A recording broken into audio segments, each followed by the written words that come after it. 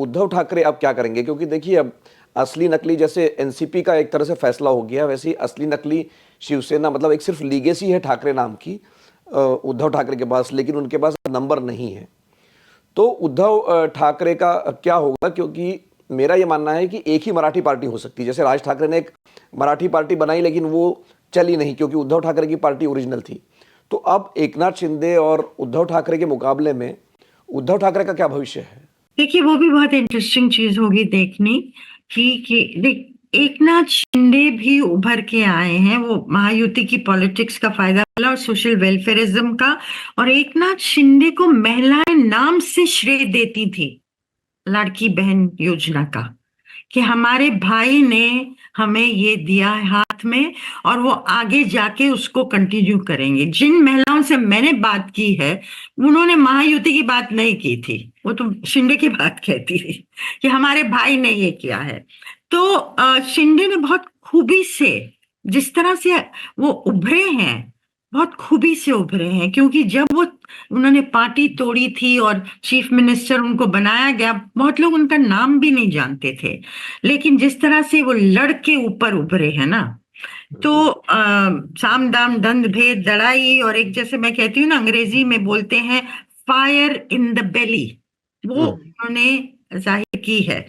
तो अब उनके हाथ में पत्ते ज्यादा नहीं रहे हैं, क्योंकि और अभी तो अनाउंस नहीं हुआ है, लेकिन माना जा रहा है कि वो डिप्टी सीएम बनेंगे देवेंद्र फडणवीस के अंडर, अजीत पवार के साथ।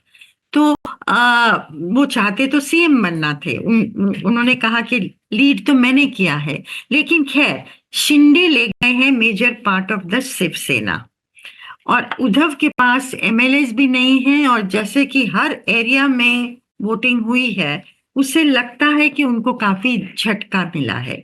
लेकिन पॉलिटिक्स में कुछ भी चीजें ऐसा नहीं कि स्टैटिक होती हैं, कि बदलती नहीं है।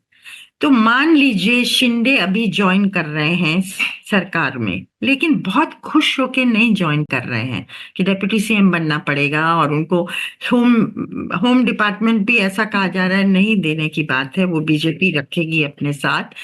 तो आगे की पॉलिटिक्स में क्या रीअलाइनमेंट्स होते हैं, और एक चीज हमें याद रखनी होगी, देवेंद्र फडणवीस ब्राह्मण नेता है जो कि लीड करेंगे। मराठा फैक्टर बहुत बड़ा फैक्टर है महाराष्ट्र की पॉलिटिक्स में।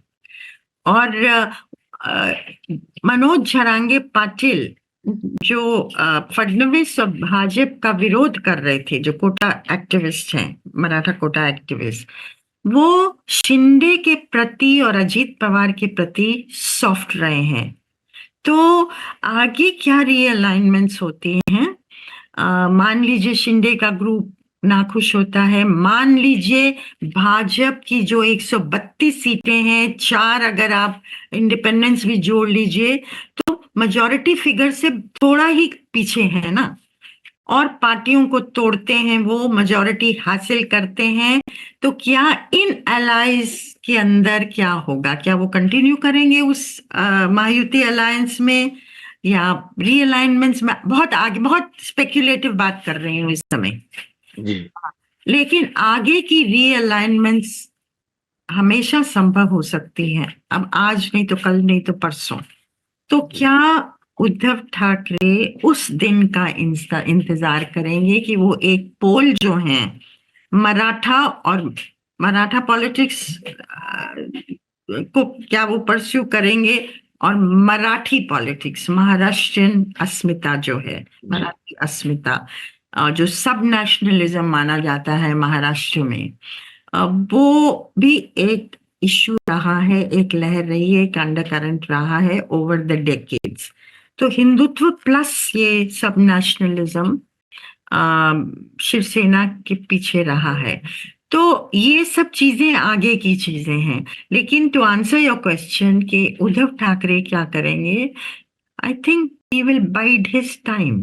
क्या आज की स्थिति में राज ठाकरे क्या करेंगे? वो भी बुरी तरह पिटे हैं। क्या ये संभव है कि उद्धव ठाकरे और राज ठाकरे हाथ मिला सकते हैं? फिलहाल राज ठाकरे की पॉलिटिक्स हाल में जो असेंबली में रही है वो देवेंद्र फडणवीस को मदद करने की रही थी। नहीं, ये सवाल तो बना ही हुआ है नीरजा जी कि क्या दोनों ठाकरे भाई जो है वो साथ में आएंगे, क्योंकि जो पार्टी की टूट हुई उसका उद्धव ठाकरे को तो फायदा मिला 2014 में, 2019 में और बल्कि इस लोकसभा चुनाव में भी। लेकिन राज ठाकरे को पार्टी बना के लगभग 16-17 साल हो गए हैं, लेकिन उनके हाथ में सत्ता तो कम से कम नहीं ही आई है, बल्कि उनका प्रभाव अब कम होता चला गया है।